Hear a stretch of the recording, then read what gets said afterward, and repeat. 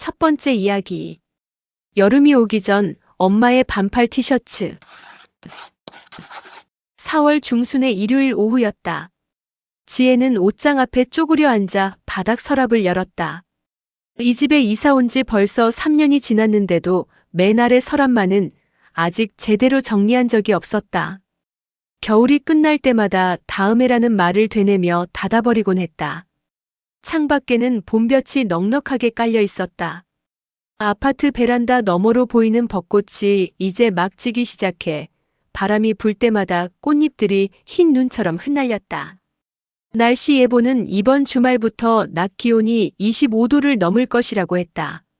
많이 더울 거라는 그 말이 지혜의 등을 떠밀었다. 올해는 미루지 말자. 49살 지혜는 사실 여전히 혼자였다. 결혼은 일찍 포기했고 직장은 그럭저럭 버텼고 퇴근 후의 저녁은 늘 조용했다. 조용한 것이 익숙해진 지는 꽤 됐다.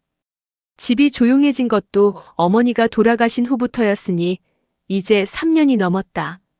서랍 안에는 겨울 내내 구겨진 채로 밀려나 있던 옷들이 뒤엉켜 있었다. 안 입는 니트 한 장, 목이 늘어난 긴팔 티셔츠, 한 번도 제대로 개어진 적 없는 청바지 한 벌. 지혜는 하나씩 꺼내어 무릎 위에 올려놓고 살펴봤다.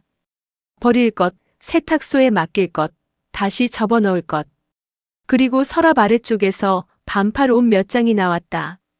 작년 여름에 입다 그냥 쑤셔 넣었던 것들이었다. 손을 뻗어 하나씩 꺼내기 시작했다. 세 번째 반팔을 꺼내는 순간 손끝에 뭔가 다른 감촉이 느껴졌다. 부드럽고 얇고 조금 낡은 반팔들 아래 깔려있던 작은 꾸러미였다. 보자기에 느슨하게 묶여 있었는데 지혜가 한 번도 꺼낸 기억이 없는 것이었다. 손이 잠깐 멈췄다. 천천히 꺼냈다. 묶인 끈을 풀자 안에서 나온 것은 연분홍색 반팔 티셔츠 하나였다. 아이 옷이 아니라 성인 여성용이었는데 살짝 작게 나온 옷인 모양이었다. 허리 부분이 살짝 잘록하게 재단됐지만 수수한 디자인. 그리고 목둘레 안쪽에 까만 매직으로 작게 쓰인 이름. 오명수. 유행 지난 이 낡은 옷을 누가 가져간다고 그리운 이름 석자 써놓은 걸까? 지혜의 손가락이 그 두 글자 위에 머물렀다. 어머니의 이름이었다. 기억이 천천히 떠올랐다. 어머니가 돌아가시고 나서 지혜는 혼자 친정짐을 정리했다. 언니는 멀리 살았고 남동생은 아이가 막 태어난 참이라 오지 못했다. 지혜가 혼자서 이틀에 걸쳐 어머니의 방을 비웠다. 옷장, 화장대, 서랍장. 당시 지혜는 아무 생각 없이 거의 기계처럼 움직였다. 울지 않으려고 일부러 생각을 멈추고 손만 놀렸다. 버릴 것, 기증할 것, 가져갈 것. 어머니의 옷 중 대부분은 아름다운 가게 수거함에 넣었고 조금은 버렸다. 이 반팔 티셔츠가 그때 어떻게 자신의 짐 속에 들어왔는지 지혜는 기억하지 못했다. 어쩌면 실수로 섞인 것일 수도 있었고 어쩌면 그냥 가져오고 싶었는데 스스로 그 사실을 잊어버린 것일 수도 있었다. 그리고 3년이 지나도록 서랍맨 아래에 잠들어 있었던 것이다. 티셔츠를 두 손으로 펼쳤다. 아주 오래 서랍 속에 있었는데도 접힌 자국 외에 특별한 얼룩은 없었다. 어머니가 빨아서 개어두신 채로 넣어두셨던 모양이었다. 옷감 사이에서 아주 희미하게, 너무나 희미해서 착각일 수도 있는 엄마 냄새 같은 것이 났다. 섬유 유연제인지 아니면 어머니의 집 서랍 냄새인지. 지혜는 그 냄새를 확인하려는 듯 천천히 얼굴을 가까이 댔다. 눈에 뜨거운 무언가 울컥 차올랐다. 어머니는 더위를 많이 타셨다. 여름이면 늘 얇은 반팔 차림으로 부엌에 서 계셨고 등줄기에 땀을 흘리면서도 절대 선풍기를 자기 쪽으로 돌리지 않으셨다. 그건 자식들 몫이었다. 그때도 언제나 이 분홍 티셔츠가 기억 속 어딘가에 있었다.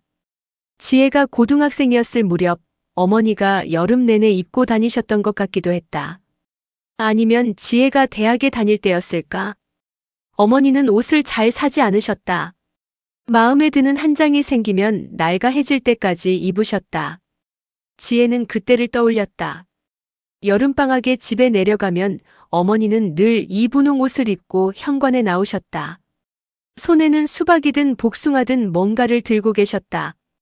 지혜가 버스에서 내리는 걸 보고 뛰어나오신 것처럼 항상 딱 그 타이밍에 나타나셨다. 멀리 사는 딸을 얼마나 오래 기다리셨을까? 그런 생각은 당시엔 하지 못했다. 어머니가 돌아가시기 2해 전부터 당신은 부쩍 여러 번 전화를 하셨다. 목소리가 외로운 것인지 피곤한 것인지 구분이 안 갔는데 지혜는 그때마다 통화를 서둘러 끊었다. 바빴다. 아니, 바쁜 척을 했다. 퇴근하고 나면 아무것도 하기 싫었다.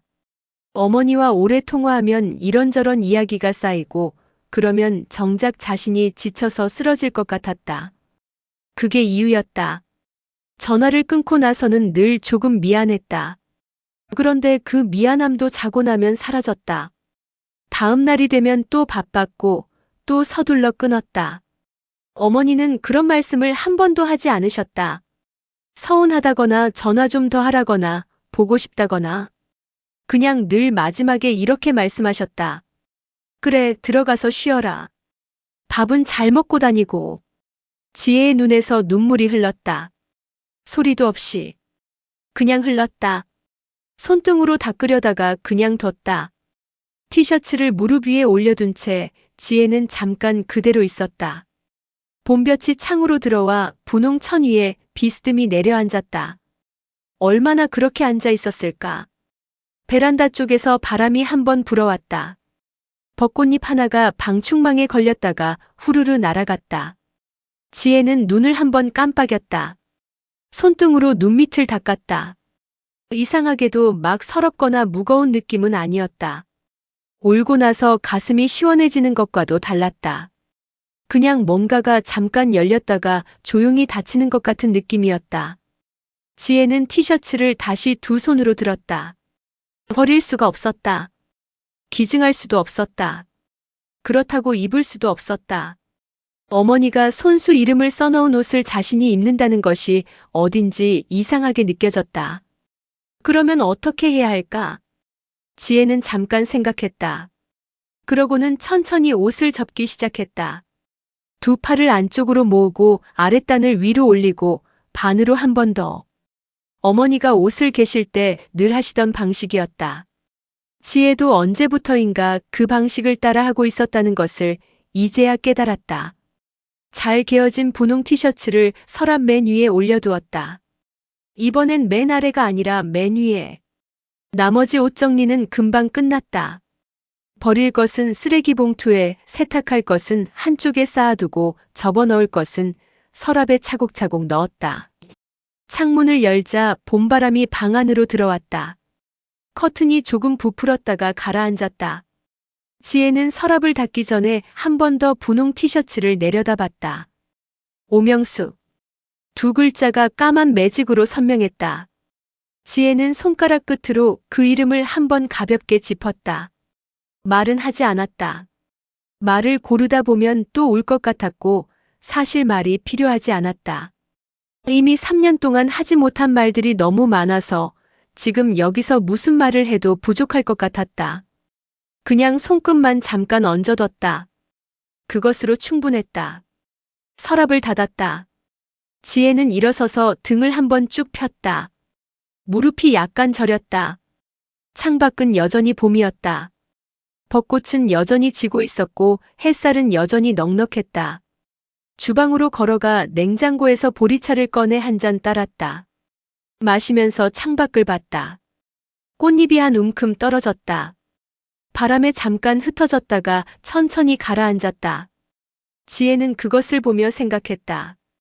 올여름엔 가끔 서랍을 열어봐야겠다고. 열었다 닫았다 하다 보면 어느 날은 그냥 인사가 될 수도 있을 것 같았다. 밥 잘 먹고 있어요, 엄마. 봄볕 아래 지혜는 혼자 보리차를 다 마셨다.